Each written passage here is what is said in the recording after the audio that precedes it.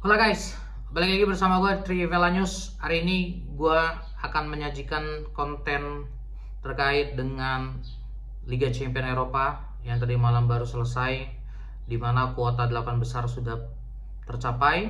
Tim-tim seperti Barcelona, Liverpool, kemudian Bayern Munchen dan Atletico Madrid menutup pintu daripada sisa 4 kuota di babak quarter final Liga Champions di musim ini. So, lanjut aja, gue mau bahas sekilas terkait dengan pertandingan tadi malam.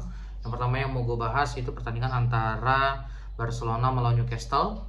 Sesuai dengan prediksi gue kemarin bahwa Barcelona akan melaju ke babak quarter final ini karena mengingat rekor pertandingan mereka bermain di kandang itu cukup signifikan dan sangat sulit untuk bisa dikalahkan.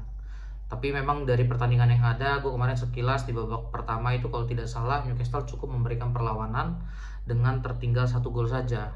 Artinya ada skor 3-2 di babak pertama.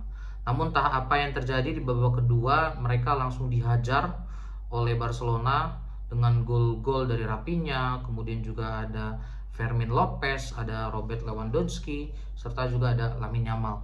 Jadi cukup mengejutkan ketika ada tambahan 4 gol lainnya di babak kedua, dan terhadap hal tersebut otomatis Newcastle itu tersingkir di babak 16 besar Liga Champions di musim ini.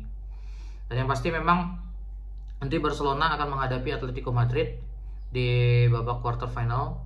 Ini menjadi salah satu big match juga yang tersaji dari perwakilan tim-tim Liga Spanyol, di mana pada pertandingan lainnya juga itu Atletico Madrid itu berhasil lolos meskipun kemarin mereka harus mengakui kekalahan dari Tottenham Hotspur dengan skor 3-2.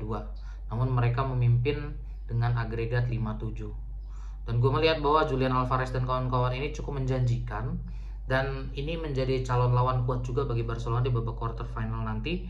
Dan yang pasti gue menilai kedua tim ini layak untuk mengisi pos quarter final.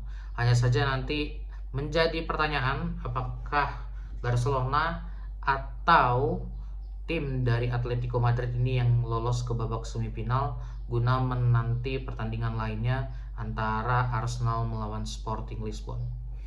Selanjutnya gue mau bahas pertandingan yang sudah pasti juga seperti Bayern Munchen melawan Atalanta. Jadi agregatnya cukup telak, yaitu 10-2. Kemarin bermain di stadion daripada Bayern Munich sendiri, mereka berhasil menang dengan skor 4-1 lewat 2 gol dari Harry Kane, kemudian Lennart Kart dan Luis Diaz. Atlanta sendiri memang di Serie A itu tampil tidak konsisten, mereka juga masih berjuang di papan tengah, dan seperti yang kita ketahui sementara lawannya yaitu Bayern Munchen itu masih mengisi posisi pertama di Bundesliga. Jadi ini merupakan antara langit dan bumi, di mana dengan segudang pengalaman dari Bayern Munchen ini, terutama untuk kemenangan besar yang terjadi yang mereka dapatkan melawan Atalanta di leg pertama kemarin dengan skor 6-1, cukup menyulitkan bagi Atalanta untuk bisa membuat keajaiban di pertandingan ini. Dan senyatanya juga bahwa pertandingan tadi malam itu dimenangkan oleh Bayern Munchen dengan statistik yang notabene cukup aneh, karena penguasaan bola, kemudian jalannya pertandingan termasuk tembakan, passing atau peran, serta akurasi operan itu semua dikuasai oleh Bayern Munchen. Jadi memang kalau dari level bermain atau level tim memang satu kasta di bawah daripada Bayern Munchen.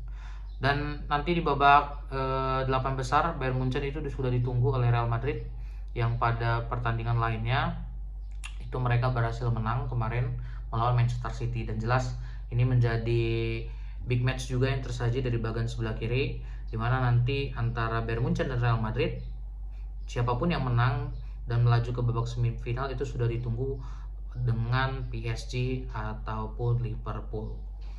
Nah, teman-teman, terakhir gue mau bahas terkait dengan pertandingan antara Liverpool dan Galatasaray. Sebenarnya gue mau bahas ini agak panjang karena memang kemarin gue melihat sepertinya Liverpool yang selama ini bukanlah Liverpool yang tadi malam yang bermain. Terutama untuk trio mereka, Mohamed Salah, Ekitike, dan Florian Wirtz. Gue menonton sekilas kemarin sambil menonton pertandingan Barcelona, gue seperti melihat ada roh lain gitu di antara mereka bertiga gitu. Terutama dengan support dukungan dari lini tengah Liverpool, ada Szoboszlai, Gravenberch, serta McAllister. Itu mereka menjadi trio maut yang memang kalau udah pegang bola cukup menyeramkan di lini pertahanan daripada Galatasaray. Dan itu kenapa kalau kita perhatikan dari statistiknya, benar-benar Liverpool tuh menguasai jalan pertandingan dengan tembakan yang cukup signifikan berbeda. Liverpool berhasil melakukan atau melesakkan 28 tembakan, sedangkan dari Galatasaray hanya berhasil melakukan tembakan sebanyak 2 saja. Jelas ini seperti langit dan bumi, dimana memang jalannya pertandingan tadi malam itu seperti Liverpool ngotot untuk bisa lolos daripada babak 16 besar ini guna untuk menjamu PSG yang kemarin sudah resmi lolos ke babak perempat final setelah mengalahkan Chelsea. Dan gue melihat bahwa Arne Slot untuk di pertandingan ini cukup tepat. Dia memainkan pemain-pemain yang notabene secara pengalaman di Liga Champions itu benar-benar bersinar. Gue melihat cukup ada mengagetkan sebenarnya, di mana Frimpong bisa-bisanya ditaruh sebagai bek kanan. Gue nggak ngerti apa yang ada di pikiran daripada Arne Slot ini, tapi sepertinya memang tujuan Frimpong menjadi wingback kanan ini bukan hanya terkait dengan skill ataupun kecepatan yang dia miliki, tapi memang guna untuk bisa mengalirkan bola itu dengan cepat, bahkan melakukan akselerasi ke depan untuk bola itu bisa diberikan kepada trio maut daripada Liverpool. Dan jelas saja strategi yang dimainkan oleh Arne Slot ini ketika memang menyerang, mereka melakukan formasi dengan 3-4-3, di mana Frimpong itu naik seperti layaknya seorang gelandang kanan, dan 3 backnya Konate, Van Dijk, dan Milos Kerkez itu benar-benar menjaga kedalaman mereka guna mengamankan gawang Liverpool dari kemasukan gol dari Galatasaray.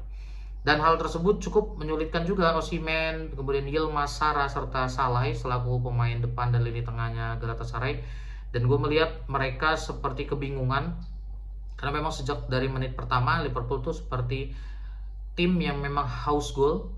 Mereka memaksakan Galatasaray itu bermain tertutup dan mungkin setengah lapangan, sehingga mereka tidak bebas untuk melakukan aliran bola. Bahkan banyak sekali umpan-umpan atau akurasi passing yang memang salah dilakukan oleh pemain Galatasaray.